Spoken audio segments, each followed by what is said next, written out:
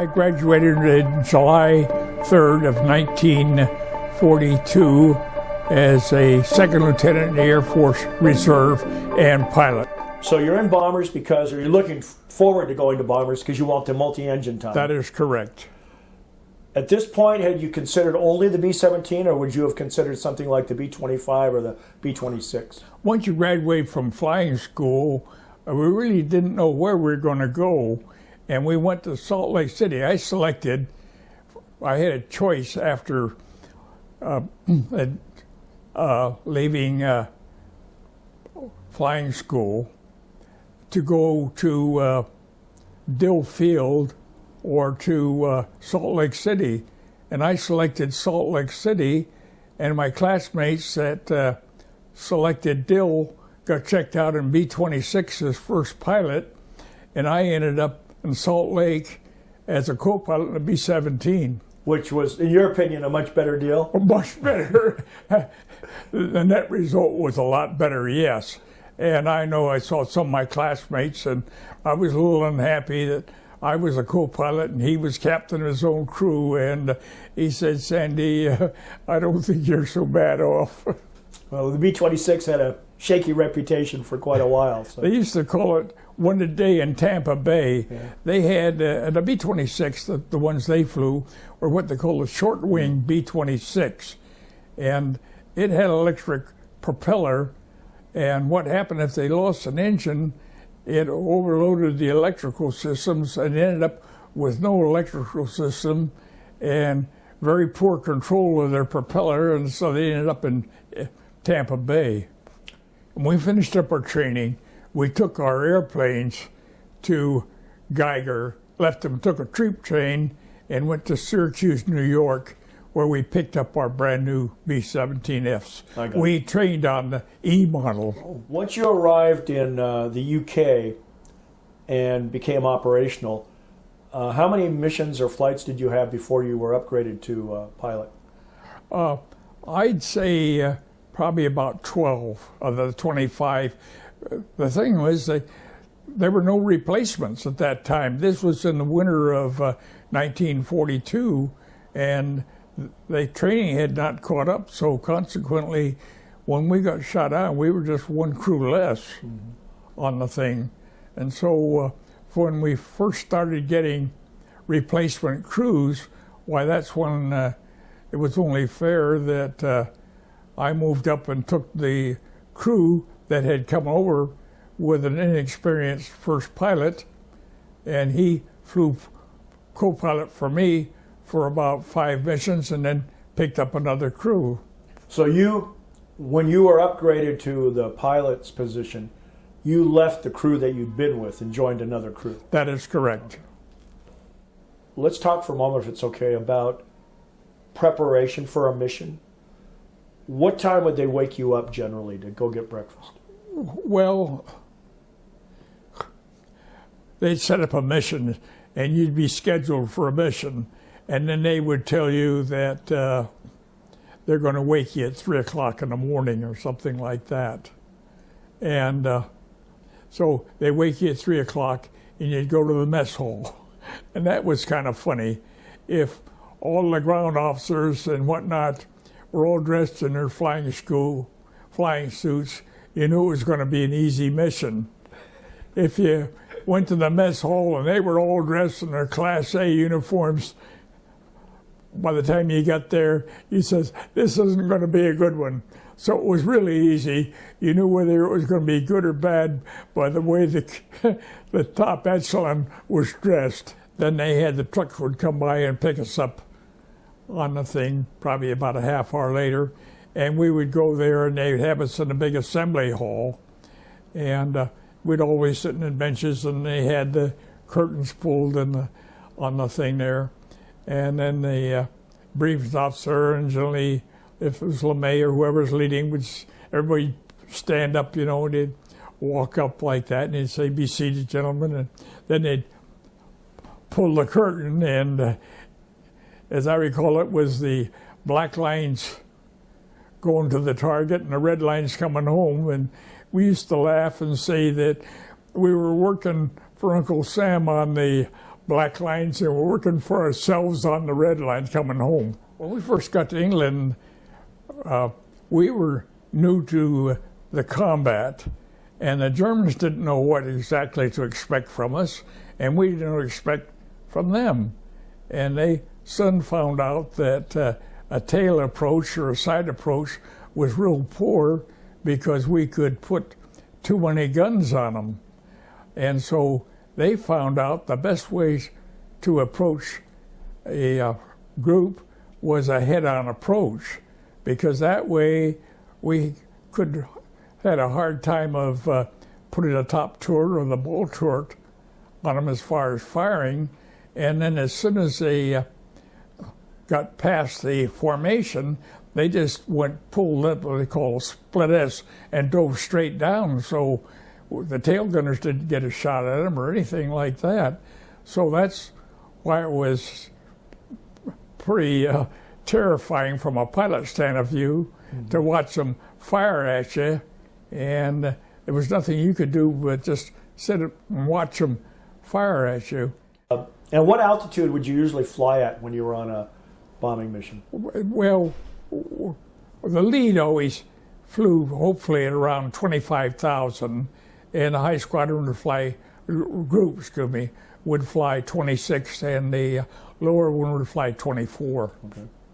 And could you explain how the box formation or the stagger of the different squadrons or groups worked? Yes, that worked out quite well. We fly what you call a wedge. It looked like that, with a high squadron here, the middle here, and the low squadron there. And when we made a 180-degree turn, if you tried to hold that, the high squadron didn't have enough power, and the other one would be falling out of the air. So basically what we did is that we crossed over on the thing, so when they came out, the wedge was going in the opposite direction, which was excellent. Yeah. And you could hold speed with all the 18 airplanes. And keep everybody together, obviously. And keep them together. Yeah. When you were flying in the so-called box formation, was there a particular position in the formation you preferred, and was there a particular position you would prefer to avoid? The worst one is what we call the Purple Heart corner, and that would be the low man on the low squadron, because if the enemy's going to come in, he doesn't want to fly through the top and dive down. He's going to shoot at the lowest one and then dive down. So the Purple Heart squadron, or the low man in the low squadron, is considered the Purple Heart corner. You don't want to fly that. I assume you had your share of the low squadron missions? I flew Purple Heart quite a few times. Yeah, did you have any option with regard to evasive maneuvering? Nothing. Yeah. No, I remember one of the targets there, it was the big black cloud. And all you did, to me personally, was just to lower down and not even look at it, just fly on the other airplane hoping that you don't get hit. You know, speaking of flak, we did get hit with flak one time, and it knocked out the pilot's oxygen system, and it severed his aileron control, and his control wheel was cocked over on the thing, and it looked like we were going to have to leave the airplane with lack of control. And unfortunately, the way the controls were blessed, my flight controls were still good. So I was able to take over command and get back in formation. And I thought, boy, this is great. I'm going to get to make a landing. And we got back to the ace.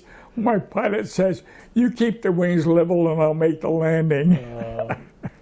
Oh, I might mention, too, that after this incident, why we called to see if everybody was okay, and everybody in the back of the airplane was fine, and there was nobody in the nose. We went down there, the bombardier and the navigator both bailed out No, really? on the thing. And fortunately, they ended up spending the rest of the war 2 years in a prisoner of war camp.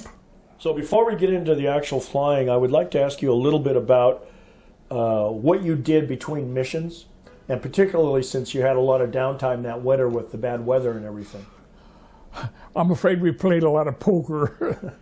That was, by and large, what we did, is played poker, and it made a big difference on how well you played poker, whether you went to, when you went to London on your leave, whether you stayed with the Red Cross or you stayed at a nice hotel.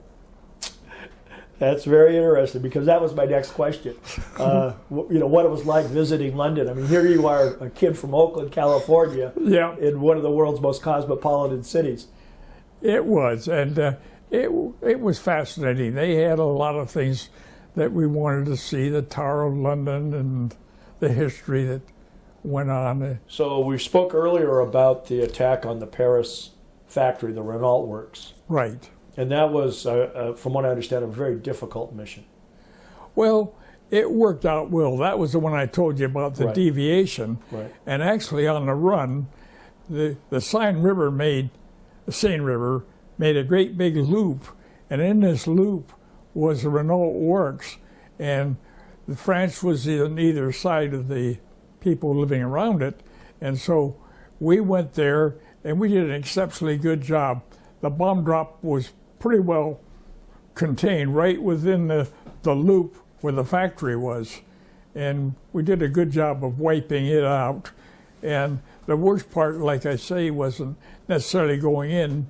Probably about the time we got on the target, they met us, and then they were all ready to take us all the way back to the coast. Oh, sure. And on the Renault mission, the one to Paris that we were talking about previously, your unit was recognized in a special way. How were you recognized? I know that was kind of strange. There was a lot of shooting going on and all that, and we lost airplanes. Where we were, it wasn't all that bad. And I remember old Dry Martini, he was the one or something like, and he was quoted as saying rough, or something like that. But it was just another rough mission as far as I was concerned. It wasn't any particularly, where I was, any worse than any of the others.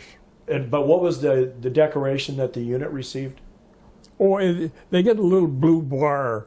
You see the uniforms, you get the medals on the right side, and then they put a little blue bar on the left, on the right side, and the medals on the left. I think it was called the Distinguished Unit Citation. That's correct. Okay.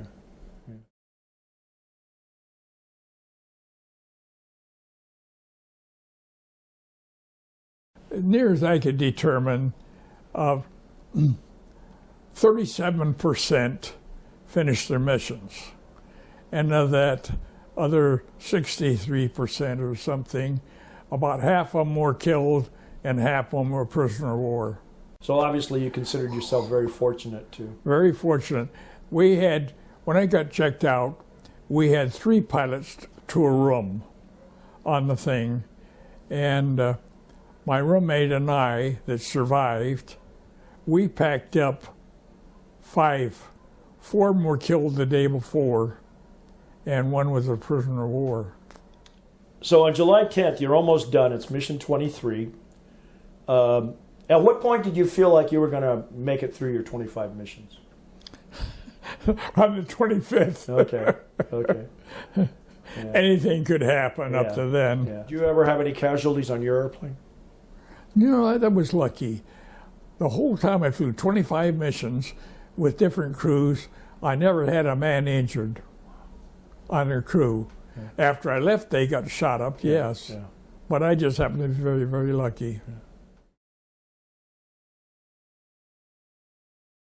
Yeah. How difficult was it returning to the United States after all this stress and tension of combat?